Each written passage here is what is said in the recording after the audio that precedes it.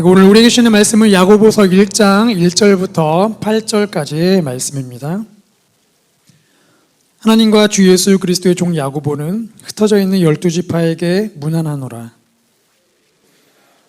여러 가지 시험을 당하거든 온전히 기쁘게 여기라. 이는 너희 믿음의 시련이 인내를 만들어낸 줄 너희가 알미라. 온전하고 구비하여 조금도 부족함이 없게 하려 함이라. 너희 중에 누구든지 지혜가 부족하거든 모든 사람에게 후히 주시고 꾸짖지 아니하시는 하나님께 구하라. 그리하면 주시리라. 마치 바람에 밀려 유동하는 바닷물결 같으니 이런 사람은 무엇이든지 주께 얻기를 생각하지 말라. 두 마음을 품어 모든 일에 정함이 없는 자로다. 아멘. 오늘 인내를 온전히 이루라, 인내를 온전히 이루라라는 제목으로 말씀을 나누도록 하겠습니다. 저희가 읽은 야고보서, 야고보가 기록하였죠. 예수님의 동생이었던 야고보, 초대 예루살렘 교회에서 지도자였던 야고보가 기록한 서신입니다. 네로 황제 박해 때에 순교했던 이 야고보는 예수님의 동생이었죠. 자신의 형이 하나님의 아들이라는 것을 믿고 그리고 그 예수님의 종으로 살아갔던 야고보, 어떻게 보면 자신의 형이 하나님의 아들이라는 것을 사실 믿기는 참 쉽지가 않죠. 저희 가족을 전도하기도 참 어려운 것처럼 자신의 형이 그리스도이다, 메시아이다 참 믿기가 어려웠을 겁니다. 그래서 요한복음 7장 5절을 보면 가족들이 예수님이 그리스도인 것을 믿지 않았다라는 기록이 있습니다. 비아냥거리면서 이렇게 말을 하죠. 메시아이면 드러내서 활동해야지 왜 여기 있냐 라고 이야기를 합니다. 그런데 그랬던 야고보가 믿음이 생기고 자신의 형이 단지 육신의 형이 아니라 하나님의 아들이고 메시아이고 그리스도라는 것을 믿게 되죠. 그의 인생에 그런 믿음이 생기면서 이제는 초대 예루살렘 교회의 지도자가 되었고, 그래서 야고보서를 쓰게 됩니다. 이 야고보서는 1절에 기록되어 있는 것처럼 흩어져 있는 12지파에게 보내는 편지이죠. 당시에 신앙의 바퀴로 인해서 그리스도인들이 온 땅 곳곳으로 흩어져 있었습니다. 그런데 흩어져 있는 그리스도인들의 상황이 참 쉽지가 않은 상황이죠. 로마 제국에서 이 박해를 받기 시작하고 또 유대인 동족들, 그리스도인이 아닌 유대인들은 율법주의로 계속 공격을 하니까 거기서 오는 신앙적인 갈등들이 또 오기 시작하죠. 또 너무나 박해가 심하다 보니까 점점 그리스도인들의 그 심령 안에 지쳐가기 시작합니다. 더군다나 이제 바울을 통해서 이신칭의, 믿음으로만 구원을 얻는다, 이 이신칭의가 좀 잘못 전달이 되면서 그들 안에서도 이제는 믿기만 하면 구원을 받는구나, 껍질적인 믿음으로 점점 삶이 바뀌어져 가고 있었습니다. 행동에는 영적인 변화가 없는 그런 껍질 믿음의 사람이 되어가기 시작하는 거죠. 그래서 야고보가 이 야고보서를 쓰게 된 것이죠. 현재 이 세상이 교회를 바라보는 시각도 보면 어떻게 보면 이렇게 믿음이 없는 행동들을 통해서 교회가 끊임없이 욕을 먹는 것 같습니다. 최근에 이제 백신 한창 지금 백신을 맞고 있지 않습니까? 또 막 자녀 백신을 맞기 위해서 막 병원에 예약도 하죠. 저도 이렇게 예약하면 된다고 해서 소식을 듣고 검색해 보고 있는데 한 병원에 이제 간호사가 올린 글이 있더라고요. 이런 내용입니다. 교회 다니는 사람들이 더한다. 백신을 이렇게 자녀 백신을 예약하러 왔는데 와가지고 순서대로 이렇게 기록하면 되는데 좀만 넣어줘. 나 여기 병원 단골 좀만 위에 올려줘. 이렇게 계속했다는 겁니다. 근데 그분이 교회 다니는 권사님인 거예요. 그러니까 이 간호사가 교회 안 다니는 사람이니까 너무 어처구니가 없는 거예요. 예수 믿으면 구원받는다 그렇게 자기한테 전도하면서 죽지 않으려고 발버둥치는 이 권사님 보니까 어떻게 교회 다니는 사람들이 더 하냐. 그런 글을 보면서 저도 되게 뜨끔하더라고요. 그러니까 우리 안에 어쩌면 이렇게 믿음이 있지만 그 믿음이 실제 삶과는 연결되지 않는, 교회에서는 예수님만이 나의 구원이시고 세상에 나가면 돈이 나의 구원이라고 외치는 우리의 그런 껍질 믿음이 예전이나 지금이나 이렇게 변화없는 모습들을 발견하게 됩니다.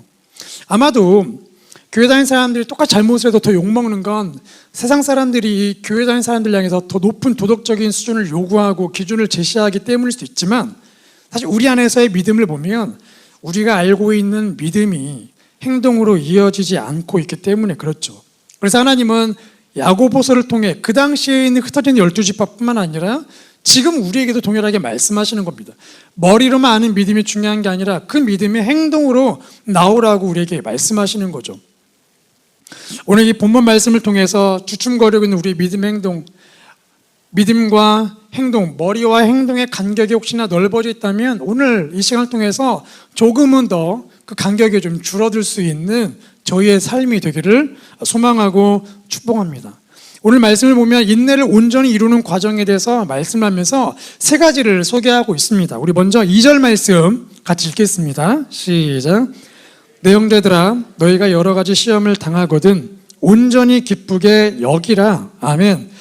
첫 번째 우리가 보게 되는 것은 시험에는 믿음의 시련이 담겨져 있다는 것입니다. 이 시험에는 믿음의 시련이 담겨 있다는 거죠. 오늘 본문에 나오는 이 시험이라는 단어는 죄의 유혹을 의미하는 사단의 내 안에 있는 죄성에 인한 시험이 아니라 사단이 세상의 문화를 통하여 외부의 환경을 통하여 우리를 공격하는 그 시험을 의미를 하죠. 초대교회 당시에 크리스찬들이 겪었던 그런 상황을 생각해 보면 이 로마 제국이라는 거대한 문화가 끊임없이 그리스도인들의 삶의 기준을 위협하고 있었죠. 그리고 거짓된 가치관들이 끊임없이 몰려옵니다. 하나님의 유일신이 아니라 이 땅에 존재하는 수많은 신들이 존재한다는 거죠. 그 신을 믿고 있는 이 로마 시민들이 바로 얼마나 부유하냐. 그리고 우상숭배 거센 물결이 끊임없이 그리스도를 무너뜨리려 했던 사단이 이런 문화들을 통해서 그리스도인을 계속해서 시험했던 것이죠. 그러다 보니까 갈등이 생기는 거죠. 세상의 가치관대로 살면은 탄탄대로를 가는 것 같은데 왜 굳이 이 성경을 믿고 살면서 왜 이런 갈등을 겪어야 하냐 라는 갈등들이 생겨날 수밖에 없었던 거죠. 현재 우리의 삶도 마찬가지입니다. 예수 믿고 구원받으면 좋죠. 근데 구원받은 즉시 우리 안에 시험이 몰려오기 시작합니다. 당시나 지금이나 그리스도인이라는 이름을 가지고 살아간다는 것이 사실 쉽지는 않고, 예전에 저희 고등부에서는 이렇게 명함을 한번 만든 적이 있습니다. 그리스도인이라는 명함을 쓰고 거기에 자기 이름을 적고 뒤에 자기를 소개하는 걸 이렇게 적었어요. 2장을 만들고 1장을 자기 친한 친구에게 전해주는 역할, 이 미션을 하기로 했는데 미션하기가 쉽지 않은 겁니다. 왜냐하면 그리스도인 이름을 꺼내기가 쉽지 않고, 왜냐하면 전혀 그리스도인 같지 않은 삶을 살기 때문에 그렇죠. 이 그리스도의 이름을 가지고 살아간다는 게 쉽지도 않지만 더군다나 이 그리스도의 이름으로 살고 고백하는 순간 사단의 시험이 끊임없이 우리 안에 몰려오기 시작하는 거죠. 사단이 우리를 왜 자꾸 시험 들게 하나? 우리 안에 있는 믿음을 무너뜨리게 하기 위해서 그렇죠. 근데 본문을 보면 이 시험이 사단의 공격 외에 믿음의 시련이라는 중요한 의미가 담겨져 있음을 볼 수가 있습니다. 우리 3절 말씀을 같이 읽겠습니다. 시작. 이는 너희 믿음의 시련이 인내를 만들어내는 줄 너희가 알미라. 아멘. 여기 나오는 믿음의 시련이라는 단어가 테스트이죠. 우리가 금을 사게 되면 이 금이 진짜인지 아닌지 테스트하고 감정을 의뢰하지 않습니까? 마찬가지로 우리의 믿음이 진짜인지 아닌지를 테스트한다는 거예요. 이 외부의 시험을 통해, 사단의 시험을 통해 우리의 믿음이 진짜인지 아닌지를 테스트할 수 있다는 겁니다. 그래서 어떻게 보면 이 시험은 사단이 우리의 믿음을 무너뜨리기 위해서 공격하는 것이지만, 한편으로는 우리 내적으로는 내 안에 있는 믿음이 진짜인지 아닌지를 테스트해 볼 수 있는 절호의 찬스인 것이죠. 그래서 마태복음 13장의 그 씨 뿌리는 비유를 보면 20절, 21절 말씀에 예수님이 이렇게 말씀하시죠. 함께 읽겠습니다. 시작. 돌밭에 뿌려졌다는 것은 말씀을 듣고 즉시 기쁨으로 받되 그 속에 뿌리가 없어 잠시 견디다가 말씀으로 말미암아 환난이나 박해가 일어날 때에는 곧 넘어지는 자요. 아멘. 제가 예배를 통해, 설교를 통해, 큐티를 통해 말씀을 다양하게 듣습니다. 아멘, 아멘, 주여 그렇습니다. 아멘. 은혜 받았죠. 하지만 그 말씀을 받은 순간 우리 안에는 그 말씀 때문에 환난이나 박해나 시험이 곧바로 몰려온다는 거죠. 그 순간 우리의 믿음이 진짜인지 아닌지가 판가름 난다는 것입니다. 이렇게 시험에는 믿음의 시련이, 믿음의 테스트가 담겨져 있다는 것이죠. 우리 두 번째, 우리 2절부터 4절 말씀을 같이 읽겠습니다. 시작. 내 형제들아, 너희가 여러 가지 시험을 당하거든 온전히 기쁘게 여기라. 이는 너희 믿음의 시련이 인내를 만들어내는 줄 너희가 알미라. 인내를 온전히 이루라. 이는 너희로 온전하고 구비하여 조금도 부족함이 없게 하려 함이라. 아멘. 우리가 시험을 통해 믿음의 시련을 받는데 이 믿음의 시련을 통해 우리는 기쁨을 얻는다는 것이죠. 아마도 이 야고보가 보낸 편지를 받았을 때 성도들이 기뻐했을 거예요. 와, 그 야고보가 우리에게 편지를 보냈구나. 자, 편지를 뜯었습니다. 딱 열어봤는데 맨 처음에 하나님의 종 야고보가 여러분에게 문안을 전합니다. 어우, 야고보가 썼구나. 그리고 바로 나오는 구절이 너희가 시험을 받을 때에, 그렇죠, 시험을 지금 받고 있죠. 그런데 다음 구절, 기쁘게 여겨라. 황당하죠. 지금 시험을 받고 있고 지금 어떻게든 참아내고 있는데 기뻐하라는 겁니다. 아니, 어떻게 기뻐할 수 있습니까? 지금 로마 박해 속에 지금 칼을 들이대고 있는데 거기서 어떻게 헤헤 웃으면서 기뻐할 수가 있겠습니까? 황당한 편지이죠. 말씀으로 인해서 갈등과 어려움과 시험, 박해가 찾아오면 우리는 곧바로 하나님을 원망하기가 쉽죠. 바로 불평이 나오기 시작합니다. 뭐 당장 광야 시절에 있던 이스라엘 백성들을 우리가 탓할 게 아니라 그냥 우리의 삶 자체가 이미 우리 안에 원망과 불평들이 끊임없이 쏟아져 나오는 게 우리의 모습이죠. 그래서 야고보가 선포합니다. 시험을 당하면 기뻐하라. 유대인 학살로 유명한 아우슈비츠 수용소에서 살아남았던 유대인 정신과 의사 빅터 프랭클 박사가 있습니다. 이 빅터 박사님이 어느 날 이 작은 감방에 이제 홀로 다 발가벗겨진 채 이렇게 감방에 있는데 그 순간 중요한 것을 발견하게 되는 거예요. 이 나치가 모든 환경을 통제하고 그들이 원하는 방식대로 이 박사를 조무를 수 있었지만 한편으로는 그의 마음 안에 그가 겪는 모든 고통에 대한 반응을 자신이 선택할 수 있다는 것을 깨닫게 된 거죠. 그러니까 자신에게 일어난 자극을 선택할 수는 없는데 그 자극에 대한 반응은 자신이 선택할 수 있더라는 겁니다. 이것이 그 유명한 자극과 반응의 이론이죠. 그림을 보시면 이 자극과 반응 사이에 공간이 존재해요. 이 공간에서 우리가 선택할 자유의 힘을 얻습니다. 이 공간의 선택이 우리의 삶의 질을 결정한다는 거예요. 이 공간 안에서 어떻게 반응할지 선택할 수 있는데 이 공간이 넓으면 그만큼 좋은 선택을 할 수 있지만 공간이 좁으면 좋은 선택을 못하고 그냥 무의식적인 반응이 막 튀어나오기 시작하는 거죠. 그래서 우리 주변에 보면 감정적 반응하는 사람이 있죠. 쉽게 막 화도 내고 에이씨 말하는 사람도 있습니다. 이런 사람들은 자극과 반응 사이의 공간이 아주 좁은 겁니다. 어쩌면 공간이 없는 거죠. 그래서 무의식적인 반응이 막 튀어나오는 거죠. 앞차량이 갑자기 끼어들면 바로 막 빵빵 누르기 시작하고 묻지마 폭행, 묻지마 살인들이 일어나는 이유가 바로 그 안에 공간이 없기 때문에 그렇습니다. 그래서 어느 기업 회장님은 직원에게 화가 나면 바로 호출하지 않고 이 모래시계를 탁 뒤집어 놓습니다. 그럼 30초 동안 모래시계가 머리가 쭉 떨어지죠. 그 순간 자기 안에 반응하기 전에 공간을 쭉 만들어 놓는 거예요. 그러면 화르고 내고 짜증을 낼 수 있는 그런 감정이 이제 수그러들기 시작하는 거죠. 그래서 이 무의식적인 반응하지 않도록 자기 안에 공간을 만드는 건 지혜로운 사람의 선택입니다. 이 자극에 대한 반응이 우리의 인생을 결정하는데 하나님께서 오늘 말씀을 통해 우리에게 이렇게 말씀하시는 거예요. 시험이라는 자극이 우리에 오게 되면 어떻게 반응해야 할 것인가? 기뻐하라는 겁니다. 시험이라는 고통이 오게 되면 어떠한 반응을 할 것인가? 기뻐하라는 거예요.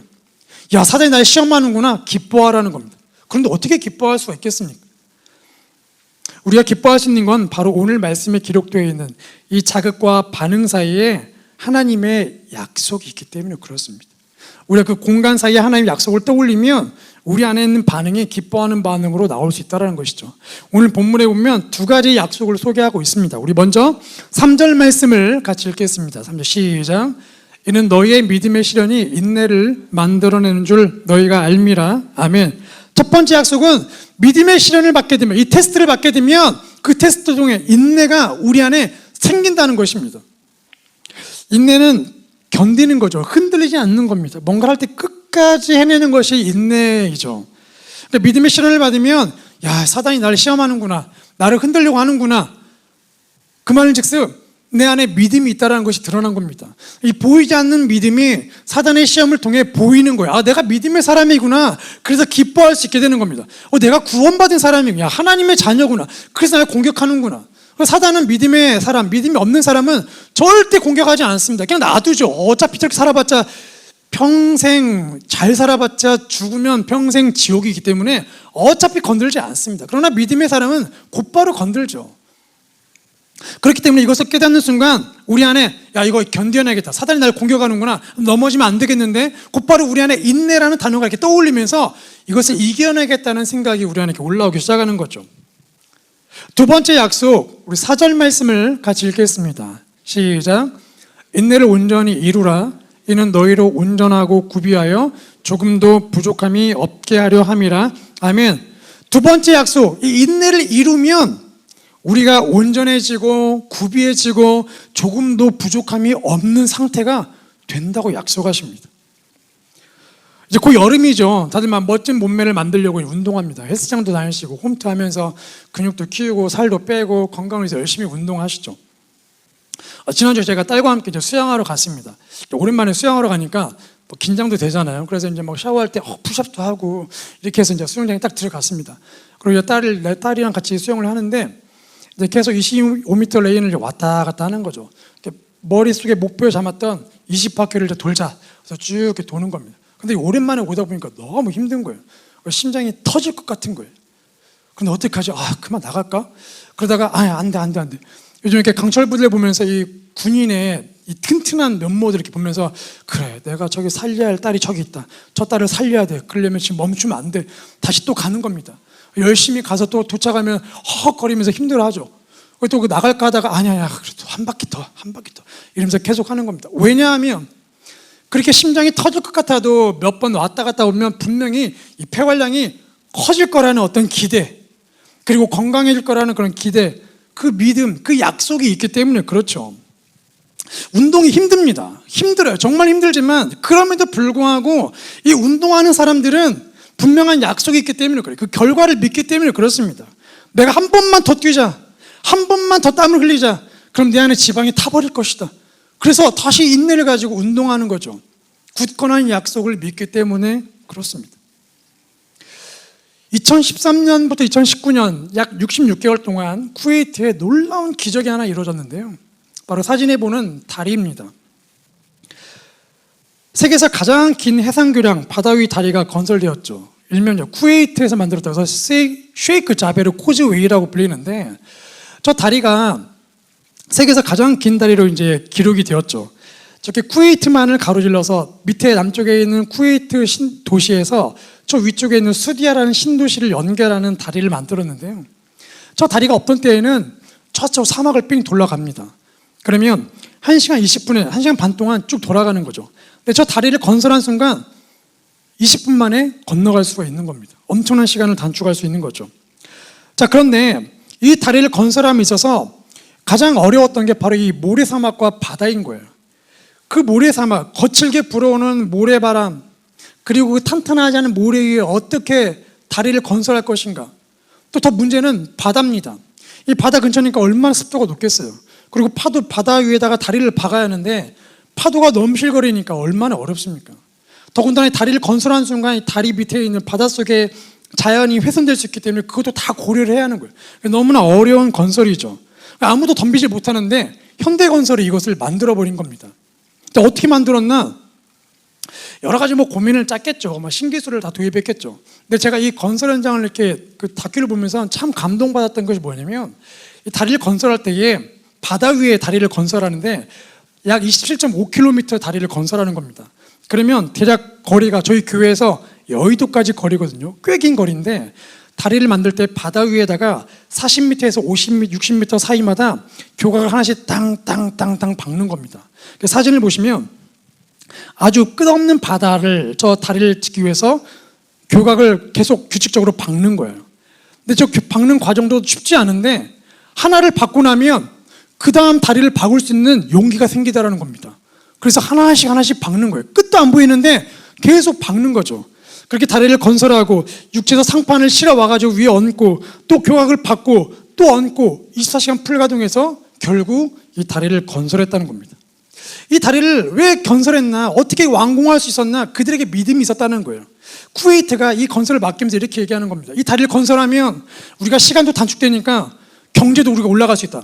다시 우리가 중동 국가의 대국으로 올라설 수 있다라는 믿음. 그래서 이 다리를 건설했던 거죠. 현대건설도 믿음이 있는 겁니다. 이 다리를 건설하면 세계 건축 역사를 새롭게 신기록을 써내는 거죠. 그들의 이름이 올라가는 겁니다. 그 약속이 있었기 때문에 결국은 원래 예정된 기간을 더 단축시켜가지고 66개월 만에 저 다리를 만들어버린 것이죠. 하물며 우리 안에도 이 온갖 시험에도 불구하고 인내를 이룰 수 있는 건 바로 이게 하나님의 약속이 있기 때문에 그렇습니다. 어떤 약속입니까? 우리 4절 말씀을 다시 한번 읽겠습니다. 4절 말씀, 우리 하나님의 약속을 확인해 보겠습니다. 시작. 인내를 온전히 이루라. 이는 너희를 온전하고 구비하여 조금도 부족함이 없게 하려 함이라. 아멘. 하나님 말씀하시죠. 너희로 하여금 온전하고 구비하게 하려 함이라. 이 온전하고 구비하다는 건 인격적인 성숙을 의미합니다.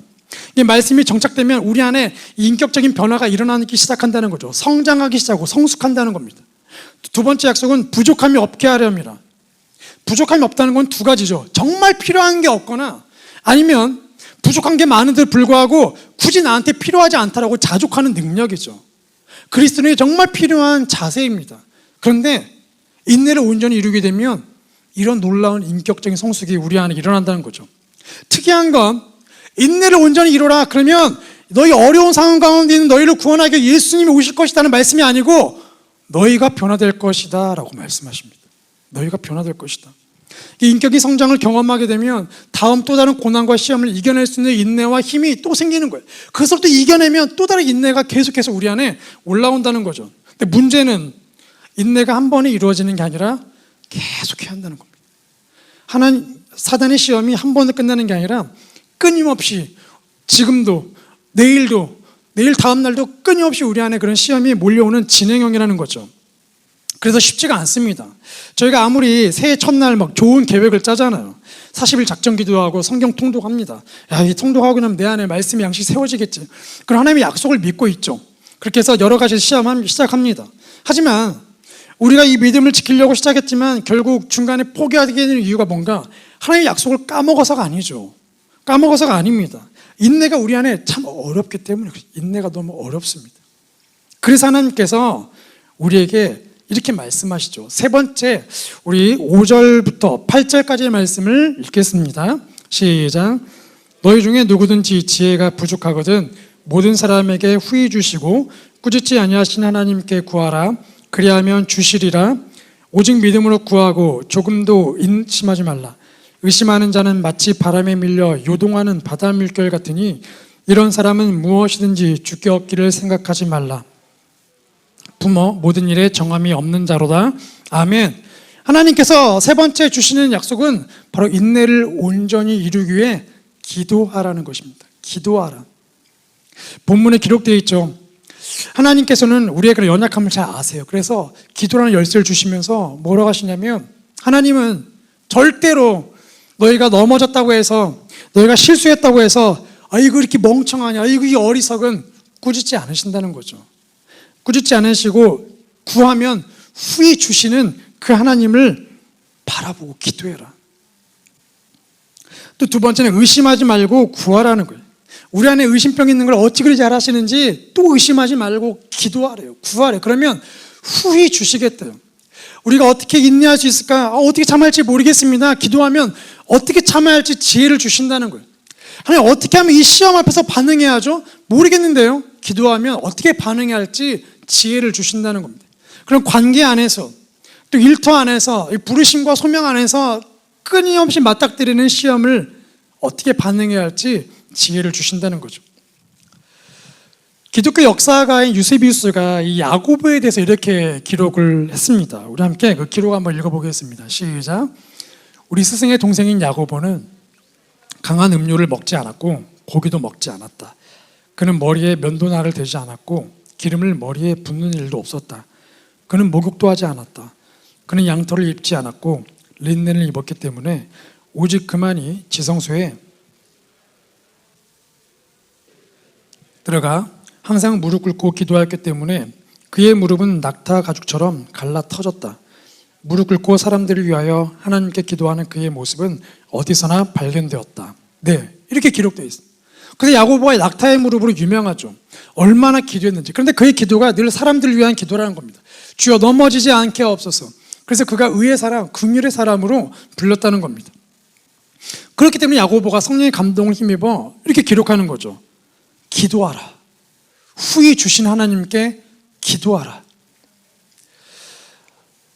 저희가 산티아고 순례길이 유명하죠. 산티아고는 산티란 단어와 이야곱이라는 단어가 합쳐진 단어입니다. 산티는 성자란 뜻이고 이야곱은 본문에 나오는 야고보입니다.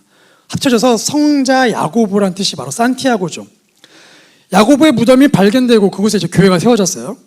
그런데 이 십자군 전쟁 때문에 예루살렘 순례길이 막히니까 사람들이 이 야고보의 무덤, 그 교회를 향해서 순례길을 오기 시작한 겁니다. 그래서 만들어진 게 산티아고 순례길이죠. 저는 가보지 않았는데 엄청 힘들다고 하더라고요.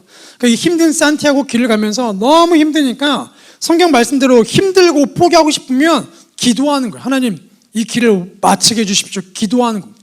그렇게 해서 순례길 도착하고 나면 그 야고보의 글귀를 보면서 그래, 내가 기도하는 인생이 돼야지. 이 힘든 인생의 길을 걸어가려면 기도해야지. 이런 것들을 깨닫고 돌아오신다고 하더라고요. 그런데 이 산티아고 순례길을 생각하면 바로 떠올리는 게 바로 이 비아 돌로로사입니다. 바로 이 십자가의 길이죠. 인내로서 십자가의 길을 가셨던 그 예수님, 히브리서 12장 2절 말씀을 보면 이렇게 기록이 되어 있죠. 우리 함께 같이 읽겠습니다. 시작. 믿음의 주여 또 온전케 하시는 이인 예수를 바라보자. 그는 그 앞에 있는 기쁨을 위하여 십자가를 참으사 부끄러움을 개의치 아니하시더니 하나님 보좌 우편에 앉으셨느니라. 아멘. 바로 인내의 주, 온전케 하시는, 십자가의 길을 참으신 이유가 무엇인가? 바로 그 앞에 있는 기쁨을 위하여서 참으셨다는 겁니다. 그 비난과 조롱 속에서도 그 길을 가신 이유는 이 십자가 길을 마치면 구원의 역사가 맞춰지기 때문에 그 기쁨을 위해, 그 약속을 위해 그 인내 길을 걸어가신 주님, 그래서 우리에게 명령하죠. 믿음의 주여 온전케 하신 예수를 바라보라. 지쳐서 힘들 때마다, 더 이상 인내할 수 없고 힘들 때마다 믿음의 주 온전케 하는 예수를 바라보고 힘을 내라. 우리가 예수님을 닮아야 하는 이유, 그 길을 걸어가야 하는 이유는 바로 예수님이 이미 그 길을 걸어가시고 승리하셨기 때문에 우리가 이 인내의 길을 걸어갈 수가 있게 되는 것이죠. 시편 73편 이 아삽의 시를 보면 아삽이 이렇게 얘기합니다. 정말 내가 경건하게 살려고 노력을 많이 했는데 이 악인의 형통을 보니까 정말 실망했습니다. 와, 하나님 어떻게 저럴 수가 있죠? 경건하게 살렸던 내 노력이 모두 헛것이었군요. 그렇게 고백하고 성소에 들어갈 때 그들의 종말을 깨닫게 되면서 이렇게 고백을 하죠. 시편 73편 25절 26절 말씀입니다. 시작. 하늘에서는 주밖 외에 내게 있으리요, 땅에서는 주밖에 내가 사모할 이 없나이다. 내 육체와 마음은 쇠약하나 하나님은 내 마음의 반석이시요 영원한 분깃이시라. 아멘. 오늘 우리가 그 하나님의 약속, 나의 분깃 되신 하나님을 붙잡기를 소망합니다. 내 안에 시험이라는 자극이 끊임없이 다양한 모양으로 몰려올 텐데 그때마다 내 안에 영적인 반응이, 우리 안에 영적 반응이 일어나기를 소망합니다. 하나님의 약속을 붙잡고 기쁨으로 반응할 수 있기를, 그리고 하나님의 약속을 붙잡고 또 인내할 수 있기를, 우리의 영혼이 무의식적으로 기쁨으로 반응할 수 있고 우리의 입술이 원망하고 불평이 아니라 감사합니다는 고백으로 반응할 수 있는, 그래서 오늘 말씀 선포하는 것처럼 인내를 온전히 이루라. 주님, 나의 삶에 오늘도 인내를 이루고 싶고 내일도 이루기를 소망합니다. 그런 저희의 삶이 되기를 소망하고 축복합니다.